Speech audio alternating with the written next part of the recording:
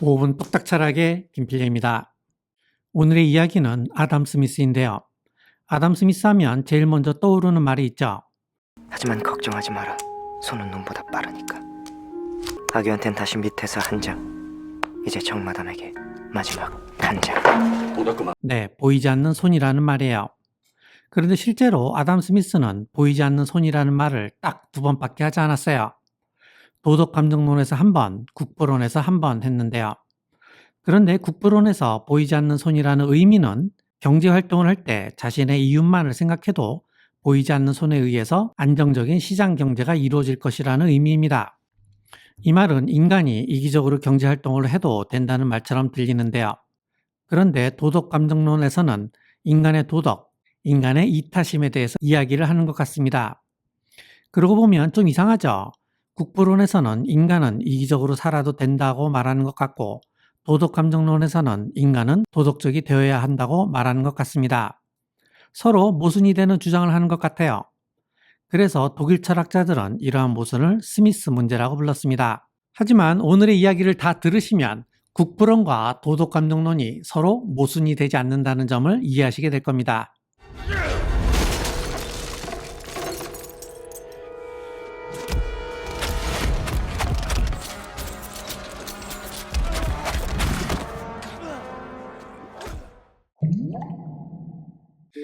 세계에는 엄연히 악이 존재합니다.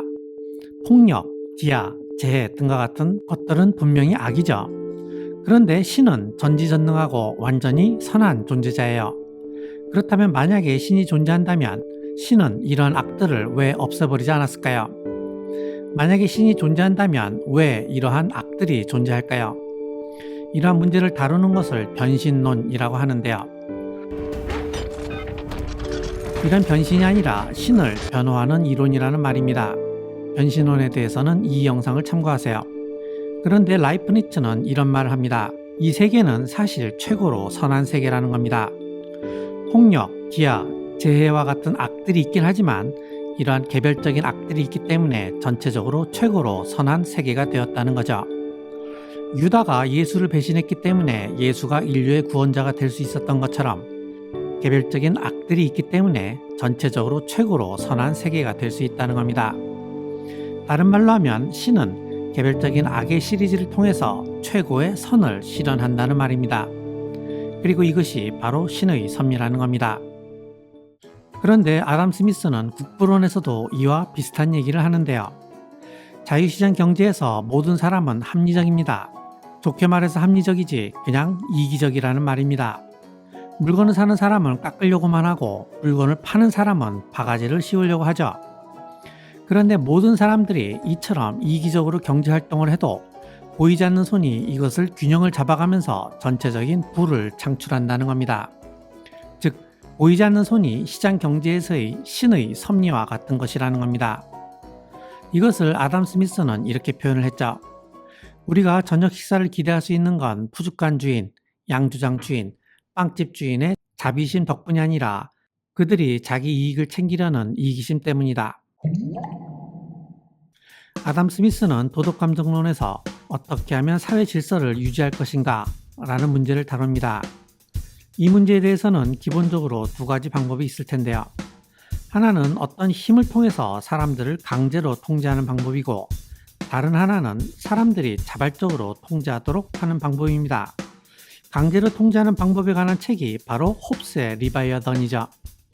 홉스는 개인들이 자신의 권리를 리바이어던, 즉 국가에 양도하고 국가는 공권력으로 개인들을 통제해야 된다고 말했습니다. 스스로 통제하는 방법에도 2가지가 있는데요. 하나는 인간의 이성을 믿는 방법이고 다른 하나는 인간의 감성을 믿는 방법입니다. 인간의 이성을 믿자는 것이 바로 계몽주의죠. 인간의 이성을 깨우쳐서 스스로 사회 질서를 지키도록 하자는 겁니다. 인간의 감성을 믿는 방법에도 2가지가 있는데요. 하나는 인간의 이타심, 동정심, 자비심을 믿어보자는 것이고 다른 하나는 인간의 동감을 믿어보자는 겁니다. 인간의 동감을 믿어보자는 것이 바로 아담 스미스의 입장입니다. 자, 그러면 이제 동감이라는 것이 무엇인지에 대한 이야기를 해보죠. 동감을 라고 하는데요. 이것을 영어 사전에서 찾아보면 동정, 연민, 측은지심 등으로 번역이 되죠. 그런데 아담 스미스에게 동감이란 그런 뜻이 아니라 어원 그대로 타인의 입장에 대해서 타인이 느끼는 감정을 똑같이 느끼는 것을 말합니다. 자, 예를 들어보죠. A씨가 비즈니스석을 예약을 했는데 항공사의 잘못으로 이코노믹석으로 비행기 좌석에 앉게 되었다고 합시다. 열받아서 한 잔 먹다 보니까 취해서 기내에서 난동을 부린 겁니다. 내가 이 기사를 SNS로 읽었다고 합시다. 이때 나는 어떤 공평하고 냉정한 관찰자를 상상을 합니다. 그리고 이 관찰자가 A씨의 몸속으로 들어가서 빙의를 합니다. 나라면 어땠을까? 한편으로는 그 상황에서라면 나라도 난동을 부릴 만도 했겠다 라고 판단을 할 수도 있고, 그래도 난동을 부리면 안 되지 라고 판단을 할 수도 있습니다. 자, 그런데 이러한 판단은 이기심도 아니고 이타심도 아니죠. 그렇다고 동정심도 아니고 자비심도 아니에요. 그냥 나의 상상 속의 관찰자가 A씨로 빙의를 해서 그의 입장이 되어 본 것일 뿐이에요. 이것이 바로 아담 스미스가 말하는 동감의 의미입니다. 그런데 이렇듯 동감할 수 있는 능력은 인지 능력이 발달하면서 나타나는 겁니다. 피아제의 인지 발달 이론에 따르면 아주 어린 아이는 자기가 세상의 중심이기 때문에 자기가 생각한 대로 남들도 생각하고 자기가 보는 대로 남들도 본다고 착각을 합니다. 그래서 이 아이는 자기가 보고 있는 나무와 염소들을 자기 앞에 있는 사람도 똑같이 본다고 착각을 하고 있는 거죠. Can you tell me what I see when I look at this from where I'm sitting right here? Owl Okay. and a goat Mm-hmm. and a little tree. 다른 사람의 관점을 상상하지 못하는 겁니다. 바로 이러한 상상력이 아담 스미스가 말하는 동감 능력이라고도 말할 수 있을 것 같습니다. 사람들은 어떤 경우에든 자기 합리화를 합니다. 왜냐하면 자신의 잘못을 인정하게 되면 자신의 이익을 해치거나 자신의 정체성을 잃게 되거나 아니면 자신의 적나라한 모습이 드러나기 때문인데요. 그래서 사람들은 웬만해선 자신의 잘못을 인정하지 않죠. 그런데 어떤 경우에는 자신의 잘못을 스스로 뉘우치는 경우가 있습니다. 그것은 내가 상상으로 만들어낸 공평하고 냉정한 관찰자를 다시 나에게 빙의를 한 경우에 그런데요. 이처럼 냉정한 관찰자는 타인으로 빙의를 하기도 하지만 나 자신으로 다시 빙의를 하기도 합니다. 그래서 인간은 타인으로부터 인정받기를 원하고 비난받기를 두려워하는 것처럼 자신이 상상으로 만들어낸 냉정한 관찰자로부터도 인정받기를 원하고 비난받기를 두려워합니다. 아담 스미스는 타인으로부터 받는 인정과 비난을 1심 판결, 냉정한 관찰자로부터 받는 인정과 비난을 2심 판결이라고 말합니다. 어리석은 사람은 2심 판결 따위에는 관심이 없고 1심 판결에만 관심이 있으며, 현명한 사람은 1심 판결보다는 2심 판결에 관심 있는 사람이라고 말합니다. 현명한 사람은 타인의 시선 따위에는 관심이 없고 자신의 내면의 목소리, 자신의 양심에 따라 생각과 행동을 하는 사람이라는 겁니다. 그런데 세상에 완전히 현명하기만 한 사람도 없고 완전히 어리석기만 한 사람도 없죠. 대부분 그 중간 어디쯤에 속해 있을 겁니다. 그래서 대부분의 사람들은 냉정한 관찰자로부터 인정을 받고 싶어 하면서도 동시에 다른 사람들의 평가도 두려워하는 겁니다. 그렇다면 왜 우리에게 냉정한 관찰자의 평가가 중요할까요? 그 이유는 냉정한 관찰자에게 인정을 받으면 마음의 평화를 얻을 수 있지만 냉정한 관찰자에게 비난을 받으면 수치심을 느끼기 때문입니다. 따라서 우리가 행복해지기 위해서는 냉정한 관찰자의 인정을 받는 것이 중요하다는 겁니다.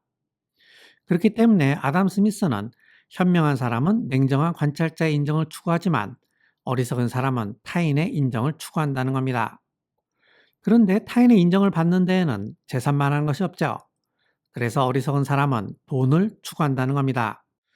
하지만 돈이 많다고 행복해지는 건 아니죠. 그렇다고 해서 돈이 너무 없어도 안 돼요. 아담 스미스는 돈이 너무 없으면 불편해서이기도 하지만 다른 사람들로부터 무시를 당하기 때문에 불행해질 가능성이 크다고 말합니다. 그래서 돈을 추구하는 것은 결코 나쁜 게 아니에요.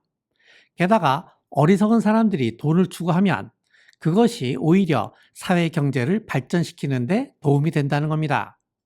그리고 사회 경제가 발전이 되면 가난한 사람들에게 그 돈이 흘러들어가고 결국 가난한 사람들에게도 도움이 된다는 겁니다.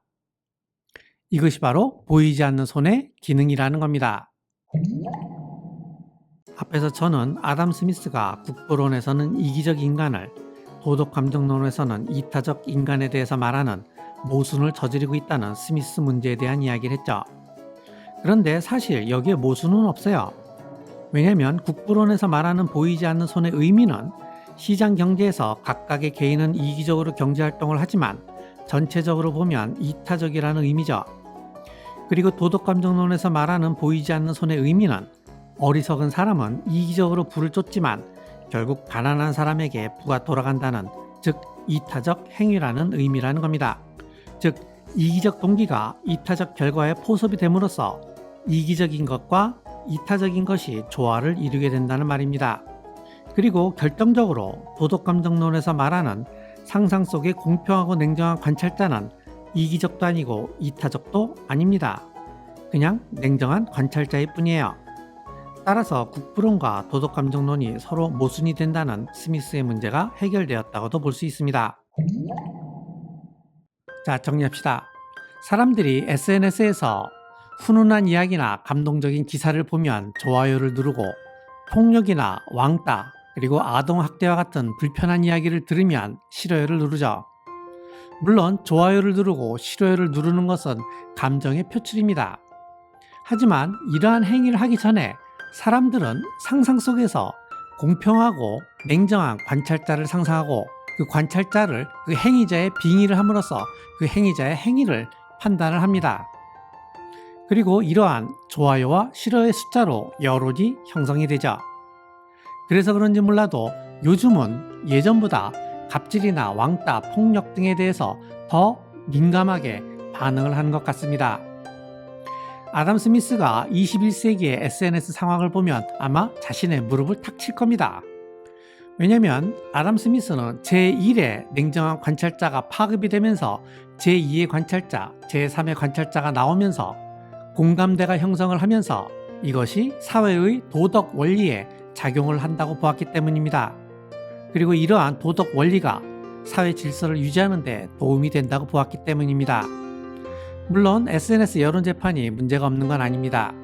하지만 SNS를 통한 사회적 공감대의 형성이 사회 질서를 유지하는 데 도움이 된다는 측면을 고려해 볼 때 아담 스미스의 생각이 옳았다고도 볼 수 있을 것 같습니다. 오늘의 영상은 단국대학교의 심경석 교수님의 글과 중앙대학교의 김승욱 교수님의 영상을 주로 참고해서 만들었습니다. 설명란에 자료들의 링크를 걸어 놓도록 하겠습니다. 오늘 이만 마치죠. 감사합니다.